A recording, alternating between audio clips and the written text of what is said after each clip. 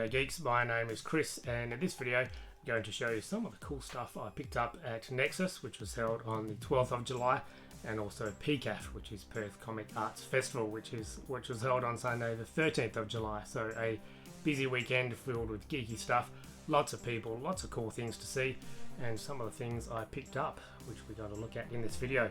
So let's have a look at some cool things. But before I show you my goodies, I will just mention that the next Nexus is in October. So it's always in Vic Park, and yeah, it's always from 9 till midday, $5 entry, kids under 8 are free. And as I said, there's always something there for everybody. So Saturday the 11th of October, definitely yeah, drop in if you're interested in any retro kind of stuff. Before that, however, the Collector Zone up north near Joondalup Way, they actually got one in August.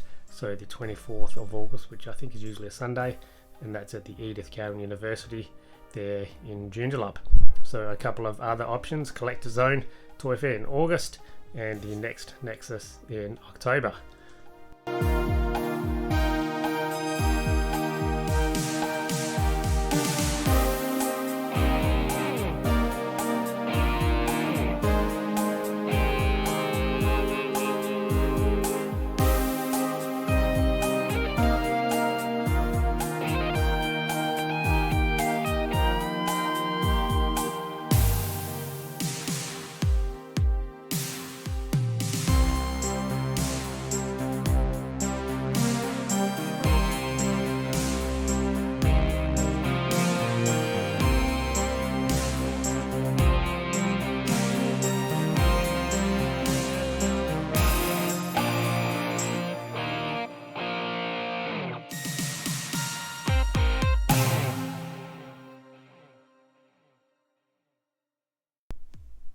So Nexus in July was a pretty rainy day actually, and I thought that might keep away some of the crowds, but no, it was pretty busy. So I was actually just manning a table. I was a vendor there, so that meant I got to go early and set things up. It also meant I didn't have a lot of time to buy stuff because I was there by myself. My usual table mates weren't able to make it, but that's okay. I managed to step out and take some footage, as you can see here. And yeah, Nexus is always a great time to have good conversations. I sold a fair bit, probably about half of the stuff that I brought, so it was quite a successful day for me as a vendor. And the brief opportunities that I did get to go around and have a look at what other people were selling was pretty awesome. So Star Wars is always a big seller. I was nestled between two vendors who were selling Star Wars and Jurassic Park stuff. Lego is always a big thing. There's always quite a few video game and comic vendors there. And my mate Ryan, the Collector Kid, who recently had his birthday, you can check his video up on his website, on his YouTube channel, Ryan the Collector Kid. He had a great booth as always, and yeah, it's just a great chance to see some of the wonderful vintage stuff and figures on display, including some wonderful vintage play sets as well that you don't actually get to see very often, which is quite a treat. But yes, so I didn't actually buy a heck of a lot of stuff, but here is what I did buy.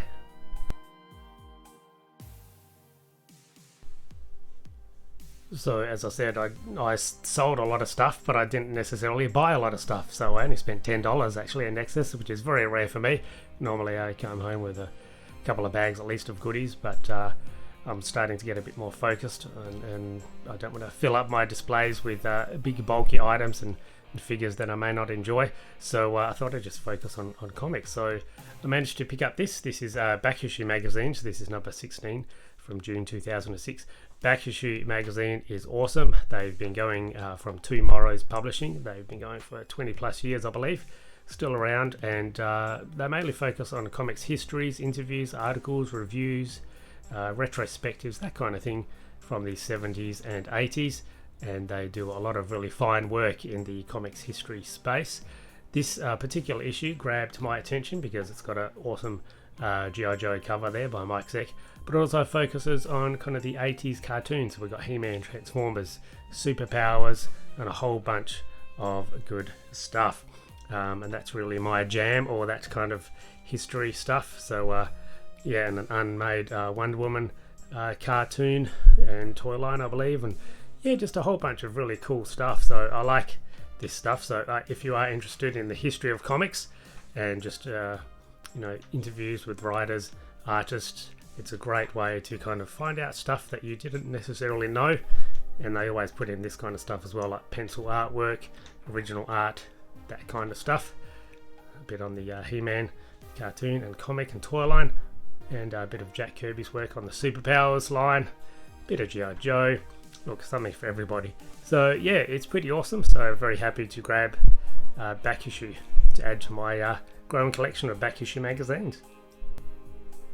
That's it. So I had a $10 note and the magazine was $8. I just rifled through the dollar bin of back issues that the same vendor had, and I found these. So this is issue 2 and issue 4 of Hyperkind from Marvel from 1993 to 1994. It's a very obscure comic series. It only ran for 9 issues, and this is from the mind, as you can see, by Clive Barker, a horror novelist, and he did quite a few different series. He did Hokum and Hex, Ecto Kid, and Saint and Sinner, I think, and Hyperkind.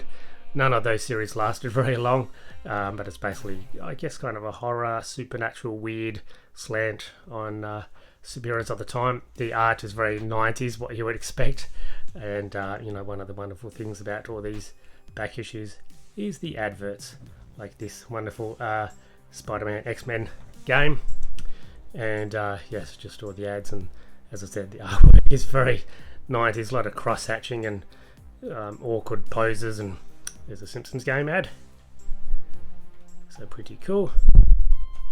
And that's issue 2, and this is issue 4. And interesting thing about this is actually got quite a big advert on this Dragon Strike game, which was a D&D kind of VCR focused game. There was a 1-issue series as well, I think, from Marvel, but yes, those are the other titles. As I said, Ecto Kid, Saint Sinner, Hyperkind, and Hokum and Hex from Clive Barker's stint writing Marvel superhero comics. And yes, very 90s.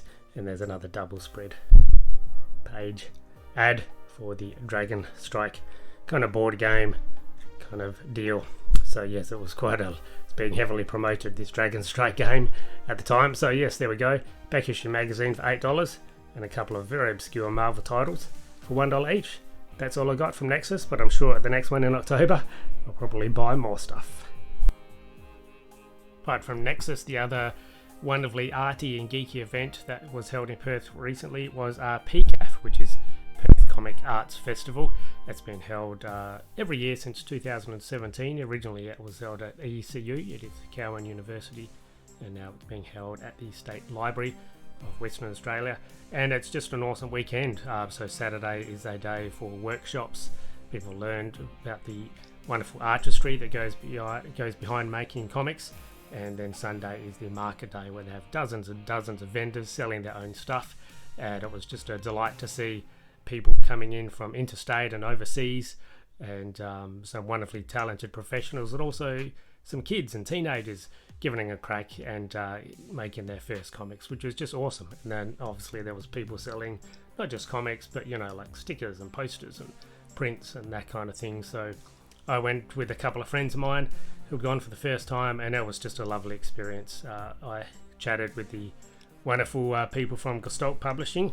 They've recently celebrated their 20th anniversary, so I was talking to them for a while, and then I kind of honed out a couple of people that I knew and friends of friends, and I did manage to seek out a few D&D, Dungeons and Dragons, kind of role-playing related vendors there that were selling, kind of Dungeons and Dragons related comics, which was awesome. But yeah, I had a good time, and it's a free event, so I do recommend going.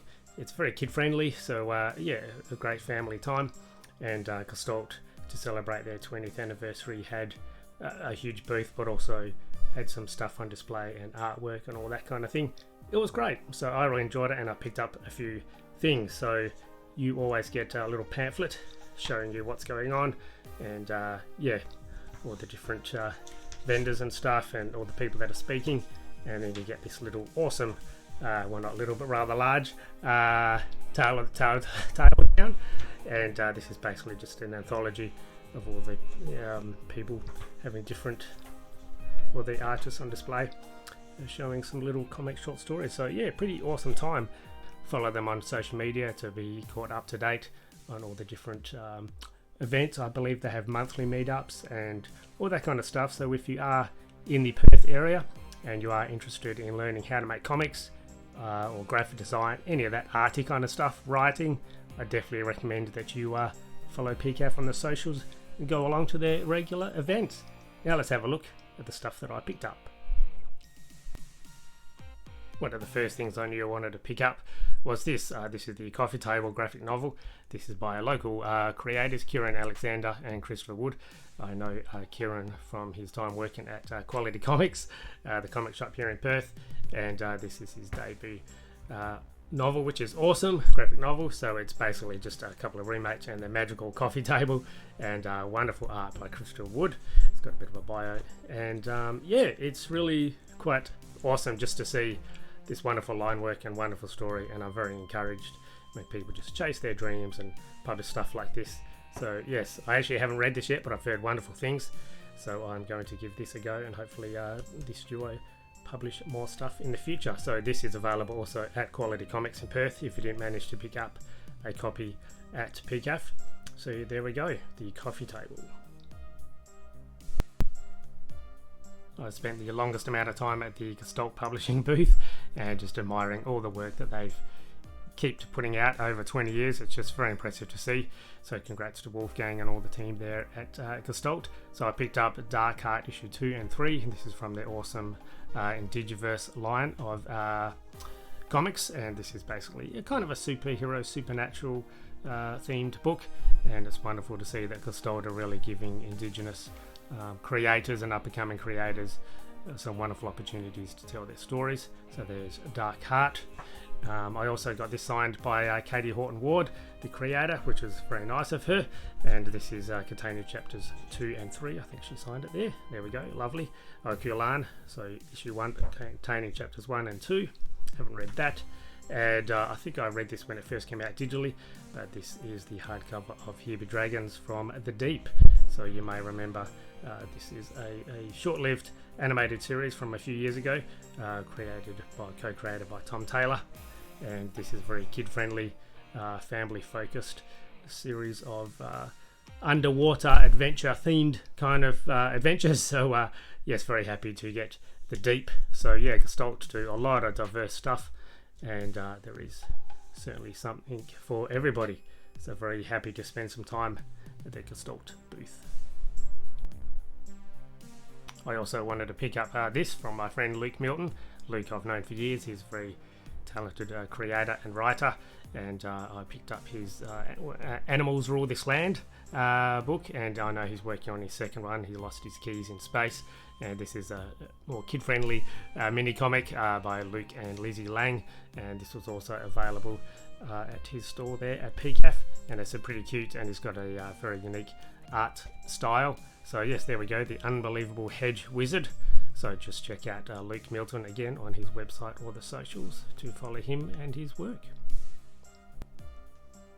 As I said, there was a couple of, well, more than a couple, quite a few actually, TTRPG, tabletop role-playing game vendors selling, D&D kind of related comics. So here's a couple I picked up, and I'll make sure to put all these creators' links in the description below. But these are just kind of short stories based on the worlds that they and their players play, or TTRPG inspired stuff. So yeah, awesome to see TTRPG stuff there, because I'm not necessarily into all the manga and anime stuff, which had a heavily influence. But yes, here's just a couple, and more to come right now. From Pigeon Princess, again, I'll put all the links below. We have this kind of Curse of Strahd, so zine, and I think they said that this was based on their players and kind of the campaign that they've been playing. This is kind of inspired by that. I believe that's what they said. I spoke to a lot of people and I didn't get everyone's cards, and so it's a bit kind of hard to remember everybody that I spoke to and what they were telling me about the stuff that they were selling. But yes, one more for the TTRPG comic pile. This item here is from Nina Dakin. There's her details. She's a friend of a friend, very happy to meet her, and she had quite a few cool things on her table, including this bizarre bazaar of magical objects, and these are all D&D related, and I believe stuff that she has kind of created with her group and the D&D group, and lovely art, and just some magical items that you can use, and some descriptions of them and a bit of lore behind them. So yeah, pretty cool. I'm always down for some more D&D items and stuff that I can use in my campaign, so very cool indeed. So there you go, the bizarre bazaar of magical objects. There was a guy there with a pointy like wizard's hat, so I assume that was Nathaniel. As I said, it's hard to remember everybody's names that I met on the day at PCAF, but him and I think his partner were there selling individual stuff, which is pretty awesome. And as suspected, he was selling some D&D stuff as well, and this is basically just a bit of a monster manual of sorts. This is a pretty hard one that he said, some hard difficulty level on here, but I'm very curious to play these, and they've got the QR code on the back to print some printable minifigures. So yeah, pretty cool. And he also had, which is pretty unique, some little scrolls. So these are kind of like blind bags, I guess. You don't know what you're going to get, but there's some monsters that he and his friends have created with their various stat blocks, which is pretty cool. So yeah, I like this, just the unique format of it all, and there's all their stats, as I said. So I'm looking forward to incorporating these into one of my many D&D sessions in the future. So yes, a lot of creative stuff on display. A very cool name, Bar Black Belt, by Gavin Ong Tan, or Tan, and yes, I thought I'd pick this kids book up for my nieces and nephews. There was a few people selling kids books there, which was lovely to see, and I think Gavin also was kind enough to there we go, sign that for me. So yes, this is available from Scholastic as well, so it should be relatively easy to find. But this is basically, as you can imagine, a sheep who likes doing some martial arts. So Bar Black Belt is available now. It looks pretty cool. Bringing it all home, it wasn't just the free stuff that I picked up on the way in. I also picked up a little freebie on the way out as well. So this is just a little pamphlet for the locally produced Westerly, I think it's a quarterly magazine of short stories, and yes, they come out quite regularly. I think it's quarterly, I could be wrong. And yes, so have a look and follow them if you're interested in short stories and comics and that kind of stuff as well. So very encouraging, awesome to see. Little town of Perth in Western Australia that brings so many people together, all in the name of creativity and comics and people publishing their own stuff. Very, very encouraging. Like, comment, subscribe, all of that stuff, and let me know, did you visit PCAF? Are you a regular goer? Did you pick up any cool stuff, or did you sell some cool stuff? I'd be keen to know. Thank you for watching. I'll catch you at the next one. Goodbye, geeks.